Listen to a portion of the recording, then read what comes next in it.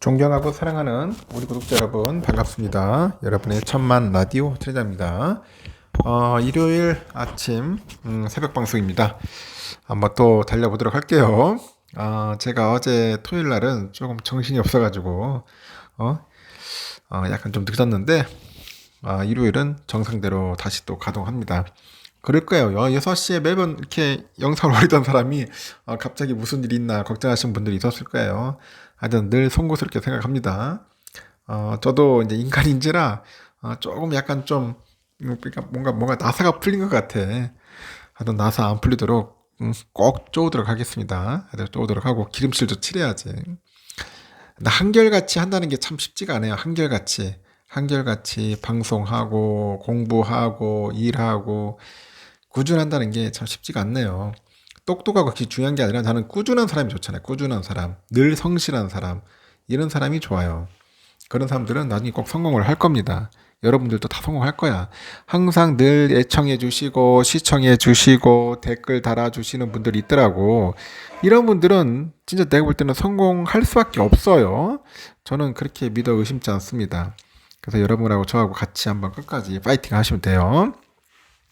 그리고 흙수저를 벗어난 사람들의 특징이 있더라고. 이 공통적인 특징에 대해서 한번 간략하게 제가 한번 이야기를 할 테니까 공감이 되는지 안 되는지 한번 보세요.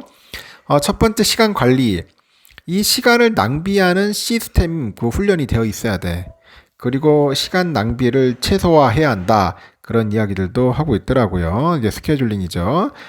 그리고 목표에 관련되지 않는 행동은 하지를 않는다. 그러면서 시간 관리를 철저하게 해야 한다. 시간 관리. 두 번째는 빠른 실행 속도에 대해서 한번 얘기해 볼게요. 필요한 고민만 하는 습관을 들이는 거야. 필요한 고민만. 그리고 1분 안에 행동에 착수하자. 그리고 무엇을 해야 할지 미리 정해둬야 합니다. 무엇을 해야 할지. 이걸 할지 저걸 할지 하여튼 미리미리 정해두자. 그래야지 이 실행 속도가 빨라질 수밖에 없는 겁니다. 세 번째는 미래지향적인 사람이 되어야지 않겠습니까? 미래지향적인. 하루 동안 미래에 대해서 더 많이 이제 생각을 해야 돼요. 충분히 생각할 수 있을 테니까. 현재 힘든 상황에 얽매이면 안 됩니다. 절대로 얽매이면 안 돼요.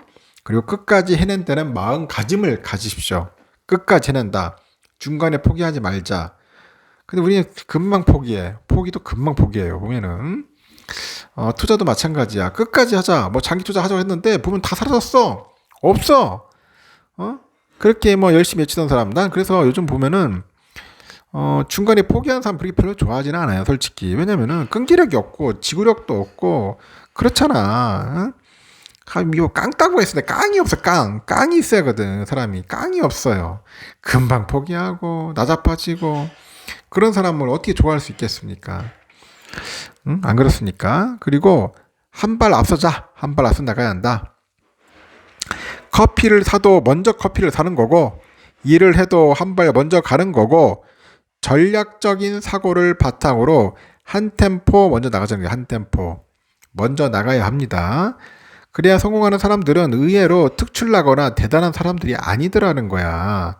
오히려 기본에 충실해요. 그리고 자신의 강점을 찾고 매일 24시간에 충실한다고. 그리고 끊임없이 도전하고 실패하고 성장하더라. 그렇다는 거죠. 혹시 지금 나의 모습을 한번 생각을 하면서 그 나 따위로 무슨 이라고 말하고 있다면은 그거는 성공을 가로막는 장애물임을 꼭 잊지 않길 바랍니다. 알겠죠? 이거를 보고 여러분들 마음속으로 한번 색을 내가 얘기를 했잖아요. 한번 제가 말한 것을 한번 3번 외쳐보세요. 가능성은 여전히 내 안에 있다. 가능성은 여전히 내 안에 있다. 가능성은 여전히 내 안에 있다. 가능성은 여전히 내 안에 있다. 그걸 외쳐보라는 겁니다. 저도 좋은 글들이라서 항상 여러분들에게 이야기를 해주는 겁니다. 저도 같이 실천하고 여러분도 같이 실천해서 흑수저인 분들은 빨리 탈출합시다. 탈출해야 돼. 뭐 금수저야. 그냥 편안하게 해도 뭐 돈 많으니까 하지만은 천혜장과 같이 흑수저들은 힘들어요, 여러분. 삼성이 이에 대해서 한번 또 떠들어보도록 하겠습니다. 현재 D램과 낸드 플래시 수요가 약간 위축이 되면서 전반적인 메모리 반도체 시장 규모가 줄었지만요. 삼성의 점유율은 대래 상승한 것으로 현재 나타났다. 그런 이야기가 있네요. 대만의 그 시장 조사 업체 트렌드포스가 그래요. 지금 지난해 4분기 전 세계 디램은 매출이 122억 8,100만 달러인데 전분기 대비 32.5% 감소했다고 합니다. 낸드 매출도 102억 9천만 달러를 기록했고 같은 기간 대비 25% 감소를 했고 지난해 하반기부터 메모리 반도체 수요 둔화에 따른 단가 하락이 이제 본격화하다 보니 전체 매출에도 영향을 미친 것으로 풀이된다고 합니다. 이처럼 글로벌 메모리 반도체 시장 규모는 줄었는데 업계 1등 삼성의 점유율은 상승을 합니다. 삼성의 지난해 4분기 디램 매출이 55억 4천만 달러예요. 전분기보다 25.1% 정도 감소했지만은 시장 점유율은 40.7에서 45.1로 4.4% 정도 포인트 상승을 한 거야. 낸드 역시 매출은 34억 8천만 달러를 기록했고 19.1% 감소했는데 시장 점유율은 31.4에서 33.8로 2.4% 정도 상승을 한 겁니다. 최근 몇 년 동안 경쟁 업체들이 삼성전자의 선두자를 위협하고 있었다. 그래서 삼성전자가 설비 투자하고 R&D에 막대한 투자를 하고 있다고 이제 설명을 하네요. 하여튼 삼성전자 초격차 뭔가 통하는 것 같기도 하고 잘하고 있어요. 잘하고 있어. 나는 임원들 월급만 깠으면 좋겠어. 임원들 연봉 너무 세. 응? 뭐 제대로 하는 것도 없는 것 같은데 연봉을 막 50억씩 준다는 자체가 좀 문제인 것 같아요. LG처럼 한 5억으로 줄여야 돼. 응? 제가 새벽에도 어제 얘기했지만은 어제 일박이씩 얘기했지만은 좀 그래요. 좀 답답합니다. 실리콘 실드 이게 우리말로 뭐냐? 이게 반도체 방패 정도 방패 이렇게 이런 정도로 바꿀 수 있는 문구인데 현재 전 세계가 의존하는 그 대만 반도체 산업이 중국의 무력 침략을 막는 방패 역할을 할 것이라는 뜻을 담고 있다 하더라고요. 중국이 대만을 침공했을 때 미국 등 우방국들이 대만 TSMC의 공장을 보호하기 위해서 가만히 있지 않을 것이다. 그런 이야기입니다. 2000년 출간된 미국의 정보기술 IT 전문가 크레이그 에디슨의 저서가 있어요. 실리콘 실드. 타이완스 프로텍션 타이완스 프로텍션 어게인스트 차이니스 어택이라고 이렇게 나오는 것 같습니다. 하여튼 이거를 통해서 널리 알려졌다. 그 책을 한번 읽어보면 좋을 것 같습니다. 최근에 실리콘 실드 개념을 부정하는 듯한 뉘앙스의 발언이 나왔다. 그런 이야기 나왔어요. 아주 흥미로운데 직접적인 이해관계자라고 볼 수 있는 TSMC의 창업자 모리스 창의 입을 통해서 나왔습니다. 그가 지난 16일 대만에서 열린 한 토론 행사에서 대만이 미국의 그 반도체 프렌드 쇼어링에 포함되지 않는다고 말합니다. 이 프렌드 쇼어링은 미국이 최첨단 반도체 공장을 안전한 동맹국으로 옮기는 전략을 의미하는데 미국이 대만에 있는 TSMC 공장들을 동맹국에 있는 안전한 공장으로 보지 않는다. 그런 의미를 말하는 거죠. 이 책이 보니까 실리콘 실드네요. 책 보십시오. 하여튼 모리스 창은 대만이 공경에 처했다. 그렇게 분석을 해요. 그는 지나 러먼도 미국 상무장관이 대만에 이 반도체를 의존하는 것은 위험하다고 여러 차례 말을 했고 제니 델런 미국 재무장관도 같은 말을 때때로 반복을 해요. 이것이 대만의 딜레마다 그렇게 설명을 합니다. 과거에는 미국이 TSMC 대만 공장을 중국으로부터 보호해 줄 것이라는 기대가 컸는데 지금은 달라졌다. 그런 뜻으로 해석되고 미국이 대만 공장을 중국으로부터 적극적으로 보호하지 않을 것이다. 그런 의미입니다. 제가 봐도 그런 것 같아. 미국 놈들 워낙 개인적이고 이기적인 놈들이라서 안 그러니까 오죽했으면 미국에다 공장 지으라고 하지 않겠어요. 미국의 움직임을 보니까 모리창의 걱정이 기우가 아님을 확인할 수 있다고 하는데 미국의 월스트리트 저널에서 유력 언론이 수시로 최첨단 반도체 생산의 92%가 대만에 몰려 있고 이것이 문제다 목소리를 높입니다. 미국 정부는 반도체 지원법을 앞세워서 TSMC, 삼성전자, 하여튼 외국 기업의 최첨단 반도체 공장을 미국에 지어야 한다 이렇게 압박을 합니다. 결국은 그 미국 이기주의죠. 하여튼 미국 정부가 미국으로 반도체 공장을 짓게 하는 전략의 목표는 명확한데 만에 하나 대만이 중국의 공격을 받아서 TSMC 공장이 돌아가지 못하더라도 전 세계 반도체 공급망에는 큰 문제가 없도록 하겠다는 게 그 의도인 것 같아. 새벽 1시에 장비가 고장나면 출근해서 수리하는 근면한 근로자들이 있다. 모리창은 대만의 생산 비중을 낮춰야 하는 그 TSMC 입장에서 부하가 치밀 수밖에 없는 상황이다 합니다. 모리스 창도 이날 미국으로의 이전이 불합리하다는 뜻을 여러 차례 나타냈는데 그가 미국에서의 반도체 생산 비용이 대만보다 50% 높을 것으로 봤어요. 최근에 이 2배가 될 것 같다. 이 규제는 칩 제조 비용을 증가시키고 칩 생산 수익률에 영향을 주죠. 그리고 세계화에 반하는 미국의 반도체 전략은 칩 가격을 높여서 전 세계 어디서나 쓸 수 있는 산업에 쌀 역할을 낮출 것이라는 발언을 쏟아냅니다. 그럼에도 현실은 현실이다.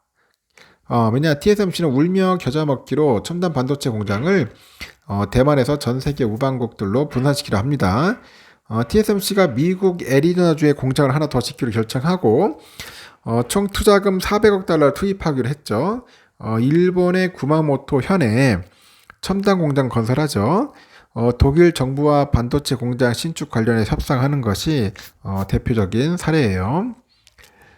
대만 내 생산을 고수했다가는 현실적인 문제가 닥칠 수 있겠죠.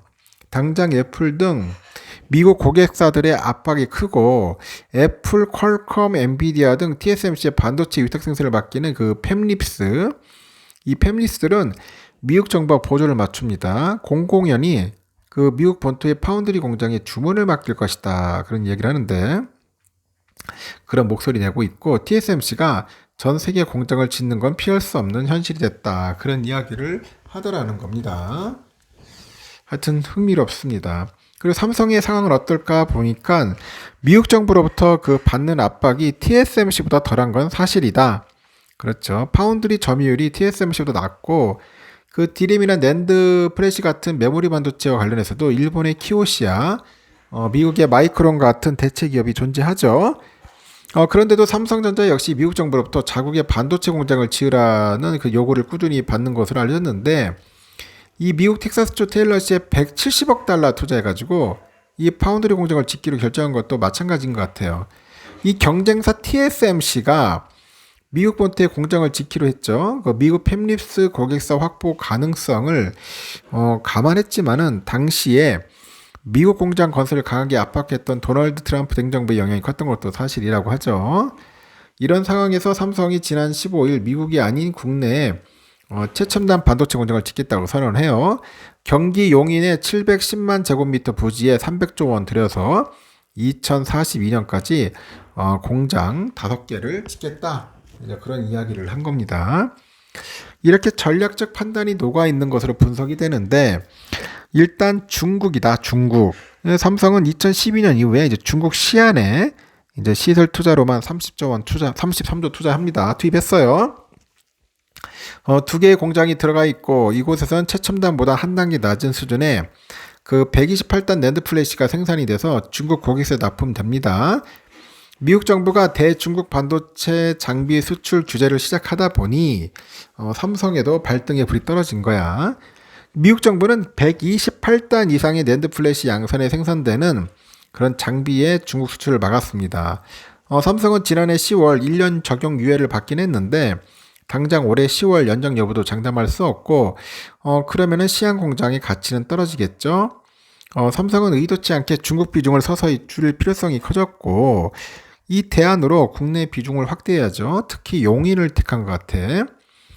정비는 용인에 대해서 시스템 반도체 클러스터, 즉 파운드리 공장이라고 이름 붙였는데 삼성은 공식적으로 어떤 공장을 지을지는 밝히지 않았습니다.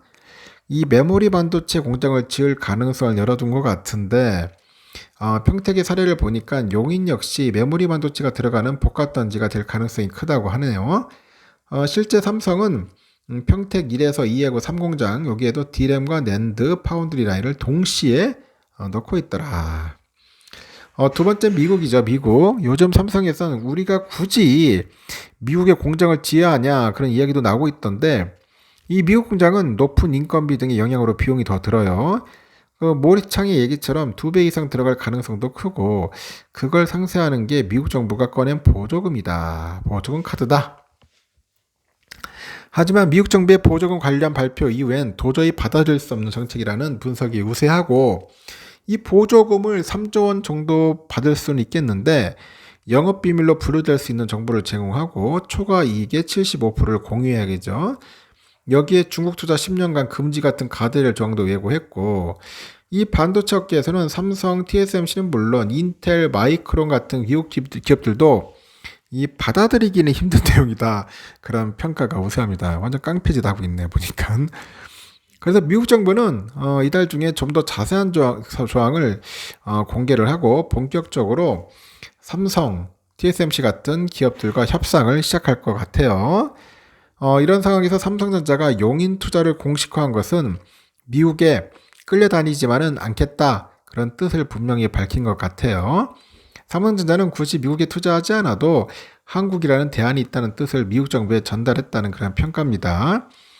미국 정부의 그 최첨단 반도체 공장 유치랑 자국 반도체 제조산업 육성에 대한 강한 의지를 감안할 때 삼성전자가 미국 투자를 줄이기는 쉽지 않은 상황이라고 하죠. 그 삼성전자가 300조 원을 용인에 투자하겠다고 선언을 했지만은 기간 20년으로 나눠 보면은 1년에 15조 원 정도예요. 15조 원. 15 정도고 삼성이 연간 반도체 투자액은 약 48조 원 감안하면은 엄청나게 큰 금액은 아니다. 용인뿐 아니라 이 미국 같은 국가에 대한 투자를 늘릴 수 있는 여지를 둔 것이겠죠. 그래서 중요한 건 뭐냐? 미국 투자에 대한 그 반대급부죠. 분수령은 4월 26일 날 윤석열 대통령의 미국 국빈 방문이 될 것 같은데 윤 대통령과 통상 관료들, 방미에 동행할 이재용 회장, 그리고 반도체 부문의 고위 경영진들은 미국으로부터 규제 유예 연장, 중국 투자 금지 조항에 대한 메모리 반도체는 예외로 한다. 이런 유리한 내용을 끌어내야 합니다. 한국 반도체 산업의 운명을 좌우할 또 하나의 대형 이벤트가 다가오고 있는 겁니다. 대형 이벤트. 그래서 이번에 잘 해야 돼요. 이재용 회장하고 윤석열 대통령이 가가지고 단판을 잘 치야지. 일명 쇼부네? 쇼부 잘 치한다는 그런 얘기 있던데. 아주 잘해야 합니다. 가서 어리버리 해버리면은 그냥 작살 나는 거고. 가가지고 한번 제대로 뭔가 PR을 해서 실리를 추구하지 않겠습니까? 요즘 또 챗 GPT에 대해서 많은 이야기들이 있더라고요. 지난해 주식 투자를 시작한 30대 직장인이 있는데, 챗 GPT를 주식 투자에 활용하고 싶었는데, 챗 GPT가 하나만한 원론적인 대답만 내놓아서 불만족스럽다. 그럽니다. 이 챗 GPT가 2021년까지 데이터를 기반으로 학습된 모델이라는 점에서 그 현재 상황과 동떨어진 대답도 종종 내놓는다는 지적이 있어요. 그래서 이미 글로벌 경기 침체로 이 반도체 수요가 위축돼서 삼성전자 주가도 1년 전보다 떨어진 상황임에도 최근 글로벌 반도체 수요가 급증하다 보니 삼성전자 주식이 상승 추세를 보이고 있다고 하는 데서 신뢰를 잃었다. 그런 이야기를 하네요. 미국의 오픈 AI가 지난해 연말 공개한 대화형 인공지능 챗봇이죠. 챗 GPT가 인기를 끌다 보니 이를 다각도로 활용하려는 사람들이 좀 있는가 봐요. 주식 투자자들도 마찬가지인데 다만 활용도를 높이기 위해서는 뭔가 질문을 구체적으로 하는 게 중요하답니다. 구체적으로 해라. 또 챗 GPT가 아직 21년까지의 내용을 토대로 답변을 제공하고 있다는 점에서 최신 내용에 관한 대화도 기대할 수 없는 상황도 있다. 하여튼 그 개미들의 최애 종목, 최고로 사랑하는 종목 삼성전자를 놓고 그 챗 GPT에 대해서 질문을 던져봤다 합니다. 국내 주식시장 시가총액 1위 종목이죠. 지난해 연말 기준 가장 많은 주식 소유자 수를 보유하고 있다는 점에서 대표성이 있다고 판단을 했고요. 그래서 기자가 물어본 것 같아. 챗 GPT에 대해서 삼성전자의 경제적인 해자에는 어떤 것이 있는지 물어보자는 상세한 답변을 받았어요.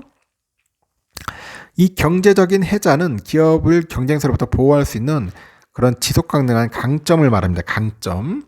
1980년대 워렌 버핏이 버크셔 해서웨이 연례 보고서에서 처음 쓴 것이에요.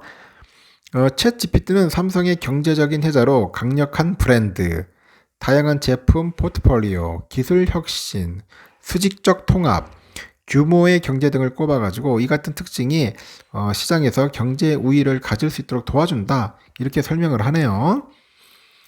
이중 기술 혁신에 대해서는 회사는 공면 TV, 접이식 폰 및 반도체 칩과 같은 혁신적인 제품과 기술을 선보이는 데 강점이 있다. 그리고 수직적 통합과 관련해서는 삼성전자는 반도체 제조로부터 완제품 생산까지 다양한 분야에서 수직적으로 통합된 운영 구조를 가지고 있다. 이래서 수직 통합은 회사가 전체 공급망을 통제하고 비용을 최적화할 수 있도록 도와준다. 이렇게 설명을 한 것 같습니다. 종목을 자세히 분석하는 데 있어서 SWOT 분석도 도움이 되는 것 같아요. 이 분석 방식은 알죠? 그 강점은 strength, 약점은 weakness, 기회는 opportunity, 위기는 threat. 하여튼 그래서 SWOT죠. 앞글자 딴 거예요. 그냥 상세하게 기업을 분석하는 데 도움을 준다. 뭐 그런 이야기들로 쭉 해놓은 것 같습니다. 그리고 삼성전자 투자에 관련된 주요 리스크에 대해서도 물어본 것 같아요. 그래서 뭐 스마트폰 시장에 대한 의존도, 글로벌 경제 상황, 소수의 주요국에 대한 의존, 지적재산권 위험, 규제 위험, 기술 혼란 등이 있다고 분석을 해보면서 투자하기 전에는 이 같은 위험상을 신중히 고려해야 한다 지적을 하는 것 같습니다. 이 같은 기업 분석에는 챗 GPT가 도움이 되지만은 향후 주가 상승 시기나 뭐 주가의 저평가 여부 등에 대해 묻는다면은 또다시 원론적인 답변이나 근거 없는 대답을 들을 가능성이 높은 겁니다. 챗 GPT는 이거 인공지능 언어 모델이잖아요. 그래서 향후 삼성전자 주가가 언제 올라갈지 정확히 예측할 수는 없어요. 그래서 여러분들 챗 GPT 가지고 너무 기대할 필요는 없다는 겁니다. 일단 여기까지 하겠습니다. 여러분 좋은 하루 보내시고 오늘 일요일도 재미있고 유쾌하고 행복했으면 좋겠습니다. 다음 시간에 뵙도록 해요.